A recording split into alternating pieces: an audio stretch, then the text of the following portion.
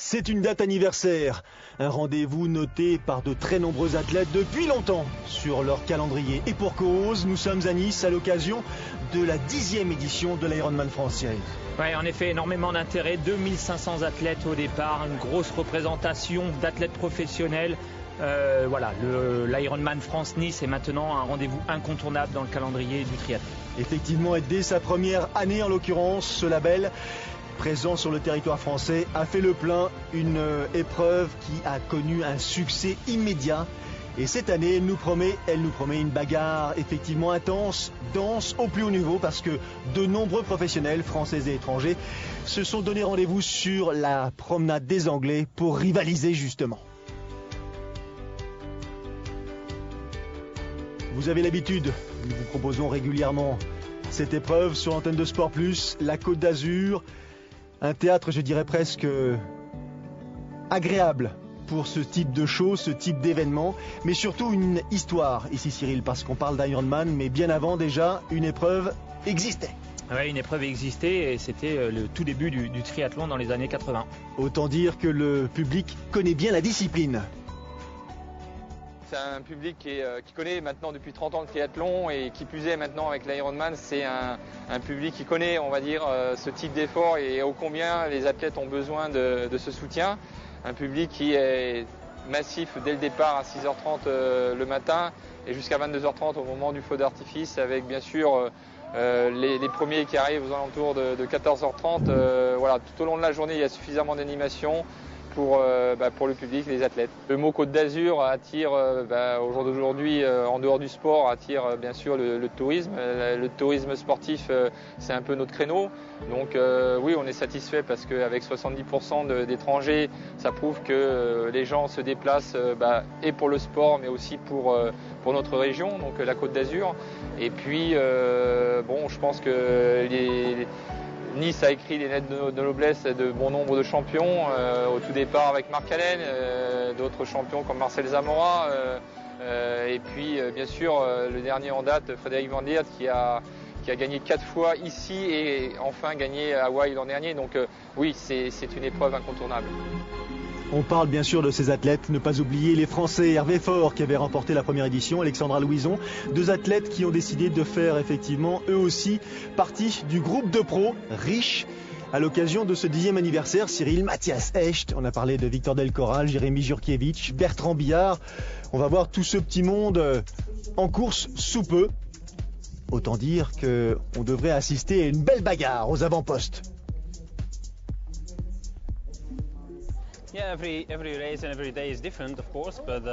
Bart Ernouts qui nous dit qu'effectivement toutes les courses ont leurs avantages, ont leurs difficultés, mais que pour ce qui concerne l'Ironman France disputé ici à Nice, il l'apprécie particulièrement. C'était sa première apparition l'an passé, il avait pris une 2e place. Il a donc mis les moyens nécessaires ou engager les entraînements nécessaires pour pouvoir cette année monter sur la plus haute marche du podium. Il s'attend bien sûr à un parcours cycliste assez vallonné avec une concurrence soutenue. Donc il a choisi de venir s'installer sur place quelques jours auparavant justement pour éprouver le parcours et dans les derniers recoins le découvrir.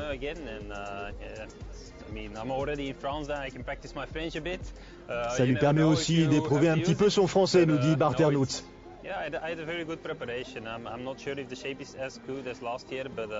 Il n'est pas sûr que la forme soit au rendez-vous, pas aussi de manière aussi importante que l'an passé ou efficace, mais en tout cas il sera présent. Et Tinée Dekers, elle revient à Nice, elle a remporté l'épreuve déjà à 3 reprises, elle apprécie, elle adore le parcours cycliste, ça la change bien sûr du profil belge. Ici, elle est effectivement émerveillée par les décors qui sont proposés. Bien sûr, le profil est difficile, mais c'est une très belle épreuve. Oh, il y aura bien sûr une concurrence riche, difficile, conscient des difficultés en natation. mais Victor Del Corral, j'ai failli effectivement faire un petit lapsus. Il compte sur son vélo et sur son énergie à pied pour corriger le tir. Il y a du monde, hein? Il y a du beau monde, avec des profils complètement différents. Je pense notamment à Victor Del Corral, c'est un très très bon grimpeur, très très très très bon coureur à pied. Il a quelques problèmes en natation, il sort souvent loin, à la différence du Belge, Barternouts, qui lui connaît le parcours et une très bonne dynamique puisqu'il fait partie d'un team qui en ce moment gagne un peu toutes les courses, mais qui est bon nageur, bon rouleur, donc on devrait avoir une belle bagarre à distance entre ces deux-là. Ça concerne effectivement les professionnels. Il y a tous les autres, tous les groupes d'âge, les amateurs, à l'image en l'occurrence de cette famille qui se prépare autour d'un des inscrits à cette 10e anniversaire. On en fait quand même beaucoup, on en fait tous les deux. C'est une sacrée épreuve, en plus nous on est niçois. Voilà, donc, tout se passe ici, on peut s'entraîner chez ici. nous, c'est l'épreuve qu'on voit depuis tout petit. C'est aller au bout de soi-même, c'est se dépasser, essayer de faire mieux, voilà, parce que j'ai fait il y a 2 ans, j'avais fait un temps qui était déjà correct, mais bon, ouais, essayer de faire mieux, c'est toujours voilà, essayer de se dépasser, mais bon, sans empiéter non plus trop sur la vie de famille. Hein. Voilà, pendant 6 mois, ça a quand même empiété. Ça a quand même pas empiété, là, oui, pendant 6 mois, c'était quand même un peu... C'était beaucoup d'organisation. Ouais, c'est vrai que c'est sympa, non, c'est un sport quand même c'est assez addictif, hein, les 3 disciplines, c'est pas monotone, on fait toujours des choses différentes, et puis après voilà, quand on progresse, quand on voit qu'on évolue, que vraiment on a envie de continuer, de faire mieux, c'est ça qui est... Belle traduction de l'enthousiasme, mais un sport chronophage, c'est sûr. Hein. Il a tout expliqué, hein. C'est à la fois excitant, parce qu'il l'a dit, tous les jours l'entraînement est varié, on fait des compétitions dans des superbes endroits comme Nice, il y a beaucoup de monde, une bonne ambiance, on a tout le temps envie de faire mieux, mais voilà, la difficulté c'est que le triathlon c'est 3 disciplines et ça prend énormément de temps, donc il faut à la fois faire des compromis, mais il faut aussi être vigilant pour la vie familiale. Matin de course. On est un tout petit peu plus tendu, le sourire a du mal à apparaître sur les visages, un petit peu crispé, mais ça s'explique aussi. C'est un moment important, c'est un moment difficile pour la plupart des compétiteurs, Cyril, c'est le départ. Ça va un tout petit peu bousculer. En effet, il va falloir faire un peu sa place, hein. Ils sont 2500 au départ, une seule vague, 2 boucles de natation identiques. Donc forcément la première bouée n'est pas très loin. Voilà, faudra être vigilant. Et puis c'est des athlètes qui se sont préparés depuis plusieurs mois, donc énormément de pression, énormément de tension au moment de ce départ. Alors les pros ont effectivement quelques minutes d'avance, un peu d'espace pour courir, pour je dirais rivaliser entre eux.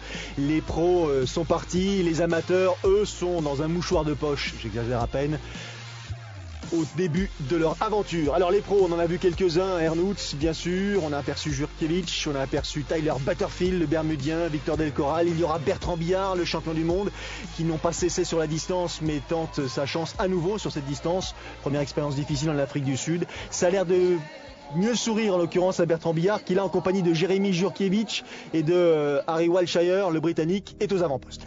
Ouais, un très bon départ des athlètes français, donc c'est plutôt positif, ça confirme la dynamique française sur le longue distance, on les a vus depuis le début de la saison. On peut signaler quand même pour l'instant des bonnes conditions météo avec une mer calme, donc forcément un départ on va dire entre guillemets un peu plus facile parce qu'il n'y a pas cette première vague à passer et voilà, des bonnes conditions qui permettent aux nageurs de s'exprimer et ça devrait donner une natation assez rapide. Côté féminin, Tine Dekers bien sûr, vous l'avez entendu, Kathleen Snow l'américaine, attention, très efficace sur Half Ironman, Leanda Cave la britannique, championne du monde à Hawaï en 2012, championne du monde lors des championnats du monde de 73 la même année. Il y a Jeanne Collonges, Alexandra Louison, de quoi aussi nous ravir. Sortie de l'eau, Walshire, le Britannique, 49 minutes et 37 secondes, suivent Jurkiewicz et Bertrand Billard. Quant à Leanda Cave, elle est sortie de l'eau en tête de ces dames après 51 minutes et 54 secondes. C'est pas tellement une surprise, ça s'annonce comme prévu. Les amateurs s'égrènent derrière, prennent davantage leur temps de respirer, de se préparer à cette transition, à rentrer en quelque sorte de leur course. Et un visage que vous connaissez sans doute, celui de Richard Dacoury. C'est une première pour le héros du basket hexagonal, vainqueur de la Coupe des clubs champions. C'était avec Limoges en 1993. Merci Cyril. Et donc Richard Dacoury qui, comme tous les autres, est entré progressivement dans sa course. Pour moi, c'est tout nouveau. J'ai commencé le triathlon véritablement il y a 6-8 mois. Donc tout a été très vite. Je suis encore à des lieux de maîtriser ces 3 disciplines. Je suis absolument pas foutu pour faire ça physiquement. Je suis trop lourd, trop grand, trop costaud. Il a le sourire, ça tombe bien, et ça commence bien surtout. Ça me l'a pas, moi. laisser aller plus qu'un peu. Un coup de brasse, il va partir d'un coup. Hein. 3 km 8, il les fait en 2 minutes. Hein. L'Ironman, c'est un défi ou un challenge contre soi-même, contre ces 3 disciplines, contre ce parcours à vélo, contre ce parcours en course à pied en plein soleil. Donc c'est totalement différent. On est seul face à cette adversité, entre guillemets. Il a le sourire. Et ça, c'est la veille. C'est normal. Tout doucement, et la nuit aidant, il va se concentrer un peu plus. J'ai suivi un entraînement spécifique. J'ai essayé de me tenir le plus possible à ce que mon coach du club d'Issy-les-Moulineaux m'a prescrit, parce que c'était carrément presque comme un médecin, prescrit un entraînement bien précis avec le dosage qui est censé m'amener à être prêt le jour J, donc à savoir là, maintenant, demain. Et je pense que pour ce petit moment de plaisir, au moment où on franchit la ligne d'arrivée, moi je suis prêt à faire beaucoup d'efforts et à consacrer, en tout cas, beaucoup de mon temps et d'énergie à ce challenge, c'est ce que j'ai fait. Il a très envie de savourer cette expérience, Richard. Merci. Et j'y suis maintenant. J'y suis. J'ai jamais été aussi près. Mais il a un peu la trouille aussi. On l'a vu en début de matinée, ça allait, et plus la journée avançait, la veille de la course, et on sentait que le stress montait un petit peu. Et il a de quoi, effectivement, vivre un petit peu ce stress. Le profil du parcours cycliste, il n'est pas simple. C'est ce que nous confirme Tyler Butterfield, qui dit bien sûr que c'est une course historique, même si elle n'a que 10 ans avec le label Ironman. Il n'empêche qu'ici, depuis maintenant 30 ans, les athlètes se sont donné rendez-vous pour rivaliser au plus haut niveau. Autrement dit, c'est un véritable rendez-vous pour tout le triathlon. Ouais, c'est un rendez-vous pour tout le triathlon. Alors c'est vrai, Ironman est présent depuis 10 ans, mais il faut savoir que déjà la Fédération française de triathlon a organisé un événement international avant avec, on s'en rappelle bien, 10 victoires de Marc Allen à Nice en 10 participations. C'était déjà monstrueux. Donc voilà, l'histoire du triathlon à Nice, elle date depuis les années 80. Donc forcément, beaucoup d'athlètes, que ce soit français ou à l'international, ont envie de passer par le triathlon à Nice. Et les Français ont souvent envie d'y briller. On se souvient de la victoire notamment d'un certain Cyril Neveu. Et on a vu Jérémy Jurkevich, Bertrand Billard ont attaqué dès les premiers kilomètres, et Leon Dakaev également. Et Leon Dakaev, malheureusement pour elle, est partie sans mettre son dossard autour de la taille. Donc elle a été arrêtée très vite sur le parcours avant la fameuse côte des Condamines que nous avions aperçue un peu plus tôt. Et 2 possibilités s'offraient à elle. Soit elle était disqualifiée tout de suite, soit elle repartait à la transition numéro 1 pour enfiler son dossard. Elle est repartie chercher son dossard, autrement dit, la course est pliée. Devant, ça se bagarre, Jurkevich avantage, Billard deuxième, et puis Barternouts en 3e position, le Belge puissant qui revient progressivement sur la tête de course, tandis que le climat, du moins que les conditions météo, ont changé, Cyril. Ouais, la météo change petit à petit, hein. On se dirige vers quelques averses, on le voit là, la route est mouillée, donc il faudra forcément être très vigilant, hein. Le parcours 180 km en une seule boucle dans l'arrière-pays niçois, donc il risque d'y avoir un peu de fraîcheur, et surtout sur les parties techniques, voilà, faire très attention aux chutes. Et Barternouts comme Jérémy Jurkevich auront l'occasion justement d'enregistrer quelques chutes. Barternouts qui, après être revenu sur Bertrand Billard à hauteur du kilomètre 65-66, revient sur Jérémy Jurkevich qui a compté jusqu'à 1,35 d'avance sur ses principaux concurrents. Et là, le Belge est juste en train de prendre la main, mais prendre possession de l'épreuve. Ouais, dès qu'on arrive dans les premières difficultés, alors Jurkevich, c'est vrai, il n'a pas forcément le profil type, hein, de grimpeur, donc forcément le Belge est un profil plus adapté, donc c'est plus compliqué pour Jérémy. Maintenant, il a encore toutes les descentes assez techniques derrière, et puis le long retour sur Nice pour essayer de refaire sa perte de temps dans ces petits cols de l'arrière-pays niçois. Caitlin Snow, c'est l'américaine, elle est en tête de cette épreuve. Je vous ai dit qu'effectivement Leon Dakaev, qui avait pris le départ devant toutes les autres, avait dû faire machine arrière. Elle est en tête, mais suivie de très près par 7 athlètes d'Ossard 44, Tine Deckers, la Belge, très puissante, très, je dirais, à son aise ici à Nice, qu'elle a déjà remporté à 3 reprises. Autrement dit, elle a fait qu'une bouchée de Caitlin Snow, elle aussi, avant d'attaquer l'ascension du col de Lac. Ouais, Tine Dekers, qui a dû être toute surprise de voir Leanne Dakev dans l'autre sens pour aller rechercher son dossard. Donc forcément, ça a dû lui donner quelques ailes. C'est vrai que voilà, elle maîtrise très bien l'épreuve de Nice. Elle l'a déjà gagnée 3 fois. Elle est comme chez elle ici sur la promenade des Anglais.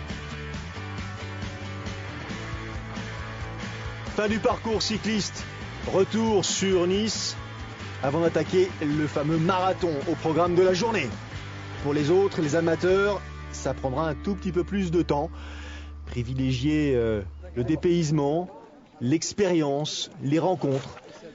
Ouais, les rencontres, parce que vous l'avez vu, il y a énormément de monde, donc c'est vrai que à l'avantage sur une distance comme ça, c'est qu'on n'est jamais vraiment très seul. Ils sont 2500 au départ, mis à part le départ où il faut être vigilant, pas prendre de coups, c'est un peu stressant. On va dire que le reste de la course, même sur une seule boucle en 180 km, on est rarement seul.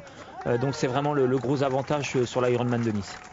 Premier à pénétrer l'aire de transition, Bertrand Billard, c'est une surprise. Pas tout à fait, encore une fois, Bart Ehrnouth s'est passé à 2 reprises au tapis. Sans véritablement le rechercher, mais bon, le sol était tellement glissant, si bien que Billard, le champion du monde, notre Français, pose le vélo avec une bonne minute 15 d'avance sur le Belge que l'on effectivement marqué là sur l'épaule gauche par ses chutes. Ouais, il manque de concentration, où il a voulu descendre un peu trop vite sur certaines courbes. En tous les cas, c'est plutôt une bonne chose pour Bertrand Billard. C'est pas très surprenant de le voir non plus en tête de course à la fin du vélo. C'est un très bon nageur, un bon cycliste. Il nous avait agréablement surpris l'an dernier lors des championnats du monde de triathlon, qui s'était malheureusement transformé en duathlon, où il avait été chercher le titre en course à pied. J'espère que voilà, sur l'Ironman de Nice, il est capable de nous refaire la même chose. Maintenant, c'est 42 km, c'est un peu long. Et justement, on le voit, la hauteur de ce retour, le Belge a repris le Français, on est au kilomètre 17, grosso modo. Billard n'a pas pu contenir la progression et je dirais la préparation de Bart Ehrnouth. Derrière ces deux-là, il y a Matthias Esch bien plus loin, Butterfield encore plus loin, Jurkiewicz à 10 minutes et Del Corral à 11 minutes. Mais attention, la pointe de vitesse de l'Espagnol. Pour ce qui concerne la course de ces dames, Tine Dekers compte, elle, 8 minutes à cet instant. 8 minutes d'avance sur Caitlin Snow et 9 minutes 15 d'avance sur Jeanne Collonges. Mais l'américaine en deuxième position, elle aussi, est connue pour avoir une pointe de vitesse sur cette distance assez impressionnante. Ouais, sur le marathon, à la fin du vélo, c'est vrai qu'on peut voir des fois des écarts importants, mais 10 minutes, c'est à la fois beaucoup et pas grand-chose. Si on prend le cas de Victor Del Corral, qui est capable de courir le marathon en moins de 2,45, si on a 10 minutes d'avance sur Victor, il faut courir le marathon en moins de 3 heures pour pouvoir rester devant lui. Autant dire, courir le marathon en moins de 3 heures, c'est pas donné à tout le monde, et on le voit là, Bertrand Billard qui voilà, il est allé au bout de ses efforts, et là il est vraiment dans un passage compliqué et difficile.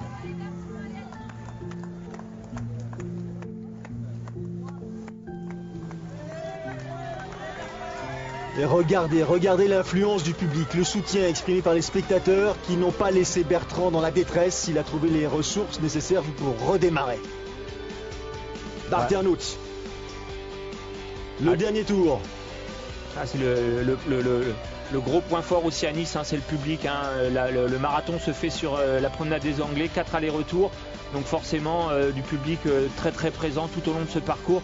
On va dire qu'à Nice, quand on n'est pas bien, c'est compliqué d'abandonner.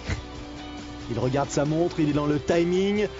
Bart Ehrnouth, leader, a priori promis à une victoire cette année, simple deuxième apparition sur cette épreuve française.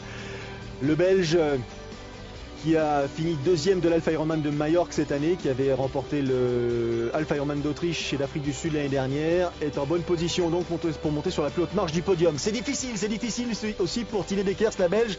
Coup de mou au 25e kilomètre, et regardez l'américaine, elle le sait, elle le sent, elle revient à vive allure. Elle le sait, elle le sent, parce que les athlètes se croisent, donc on peut toujours faire un peu d'intox, mais on a les écarts, il y a beaucoup de public, donc on a toujours forcément un proche, un coach qui est bien placé pour donner des écarts, et forcément ça donne des ailes.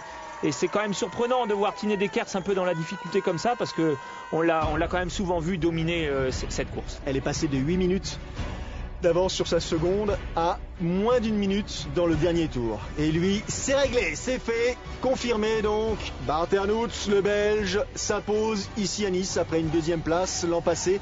C'est désormais la première marche du podium qu'il atteint. 8h33-22, deuxième position pour Victor Del Corral qui termine finalement à 4 minutes. Et troisième place pour le Bermudien Tyler Butterfield. Le premier Français, Jérémy Jurkiewicz, terminera à la 4e position.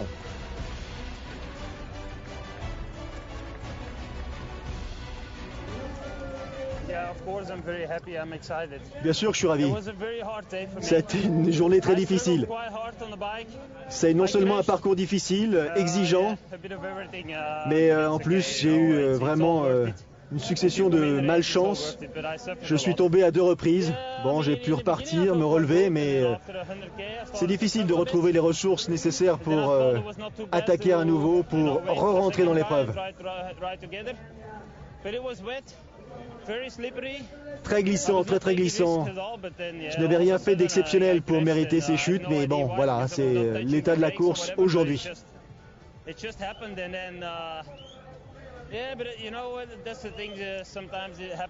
C'est effectivement, ce sont des faits de course et c'est aussi le quotidien des compétiteurs.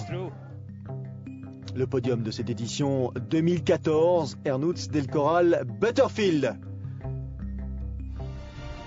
Fin de parcours pour Tine Deckers qui se demande si vraiment elle va y parvenir et du coup elle établit un nouveau record de l'épreuve. 40 secondes plus tard, au tour de Caitlin Snow de franchir la ligne d'arrivée. 3e place pour Lisa Roberts. Oh, je suis ravi. Ça a été un challenge sacrément difficile, une concurrence terrible. Et donc je suis vraiment fier de cette performance. Alors, je me sentais bien à vélo, je me sentais bien à pied et j'ai fait le max pour revenir, mais visiblement pas suffisamment pour mériter de terminer en tête. Elle a le sourire, Caitlin Snow, elle nous a régalé en quelque sorte là. Ouais, elle a bien dynamisé la course, 40 secondes après plus de 9 heures d'effort, on va dire que c'est passé à un cheveu. Les pros ont terminé ou presque, parce que derrière Bertrand Billard, lui, a pris, je crois, la 6e place. Jeanne Collonges termine en 7e position, mais tous les amateurs, eux, vont pouvoir profiter de la journée. Alors il faisait un peu moins chaud, il y a eu un petit peu de pluie. Est-ce que c'est plus facile? Est-ce que c'est plus délicat? En l'occurrence, ils sont allés au bout, il n'y a pas eu davantage d'abandon que les années précédentes. Ils ont été concentrés, comme vous l'avez dit, Cyril, attentif, le parcours cycliste était piégeux. Ouais, je pense qu'en effet, en vélo, il fallait vraiment faire attention. La route était très glissante. Je pense que le fait qu'il y ait un peu de pluie, un peu de fraîcheur, ça a dû rassurer quelques athlètes sur le parcours du marathon, parce que la promenade des Anglais, à faire 4 fois un aller-retour, voilà, quand il y a un fort soleil, ça complique vraiment les choses. Je pense que voilà. Et en plus, certains ont fini sous le soleil, donc on va dire que c'était des conditions aidante pour l'ensemble de ces athlètes. Et on retrouve vite le sourire au moment de franchir cette ligne d'arrivée. Alors bien sûr, on imagine qu'on recommencera pas tout de suite, et puis les minutes vont s'égrener et finalement on se dit peut-être que la prochaine fois je serai à nouveau présent. Fin de parcours également pour cet homme, Richard Dacoury, mission accomplie, finisher après avoir franchi cette ligne d'arrivée. Submergé par l'émotion, Richard Dacoury dans les bras d'Yves Cordier et puis dans les bras de sa famille.